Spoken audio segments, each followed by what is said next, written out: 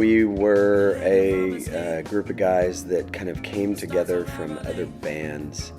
Rainshine, Dan was the lead singer for Rainshine, and me and Jason were playing in a band called Third Power.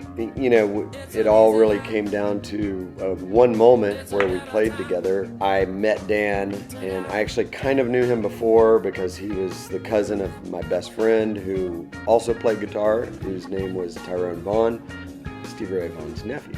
And I've known him since, we both went to McCallum, as did our keyboard player Ezra and our drummer Jason. That very night we went to a post party and me and Dan pretty much started instantly writing together. It was like a match made in heaven. He was an incredible wordsmith and just a phenomenal singer. I could produce and structure and write and poetry and all of that. Instantly in that moment we knew. We just knew. We combined and went and grabbed Ezra to play keys, got Tyrone to come out and start gigging for the first time ever, and we formed a 5-piece band. It was at the end of the 80s, everything was all dance clubs and all this stuff, and then all of a sudden we had this resurgence of live band.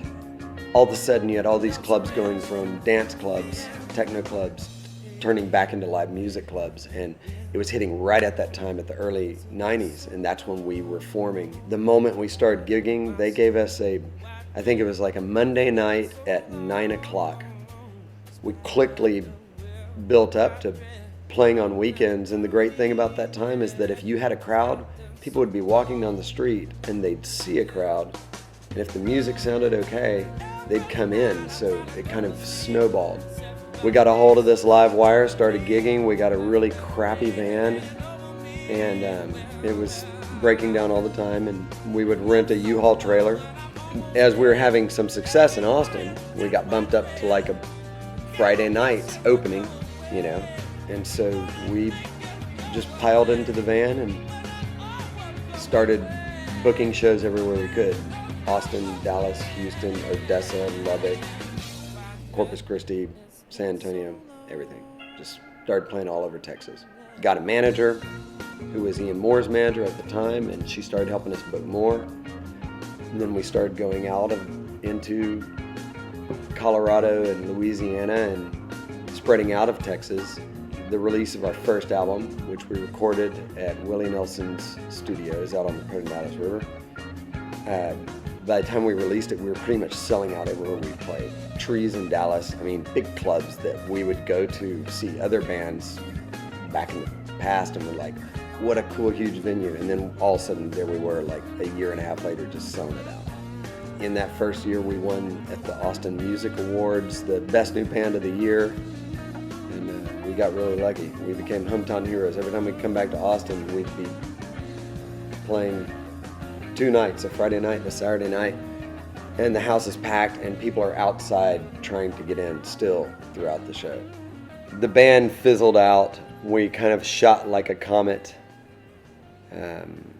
We're big in Texas. We had regional swell, Louisiana, Colorado, Texas. We were playing Oklahoma, Missouri. We had all of this. A label wanted to sign us, and we were pretty much right at the moment of signing. During that time when we started rolling and killing it, we were just having fun. It was just 5 dudes on the road, and that's all we cared about. And we're just running the road, and I think there was a little bit of a burnout effect to it. I think everybody got pretty run ragged after the few years that we were doing that constantly. A few of the guys in the band wanted to have some solo careers, and at that moment,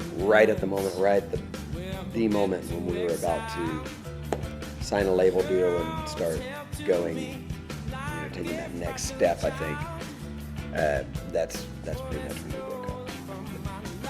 So we kind of shot hard, blew up, and then just fizzled away. And still to this day, I have people that I run into all the time, and they're just like, whoa, that freaking band. It's hilarious, it's funny. we go to play San Antonio. I think it was the second time we were playing there. The first time it was a real disaster because the club was like a super heavy metal bar, which San Antonio is full of heavy metal bands. It's how San Antonio was. So it's like the metal capital of the world. San Antonio Spurs were playing for like a championship. It was like game 7 or something. I don't know. I don't follow basketball, but it was a big deal. And so we go to the bar, we're setting up, everything's going on. There's a big crowd, and they're all San Antonio fans. Well, we're all ready, and we're watching the game, and the clock's ticking down, and then San Antonio loses. People are like throwing chairs and angry, and literally this guy turns around and looks at us and is like, "You guys, play, go. I want to hear what you got." Like, everybody was so angry. And we were just like, "Okay, hi, we're Breedlove from Austin, Texas." Boo! It was terrible. People were throwing stuff, and a lot of the people obviously left and went and burnt couches or pushed cars over or do whatever they do. It was a band that had a lot of potential, for sure. Well, she's gone.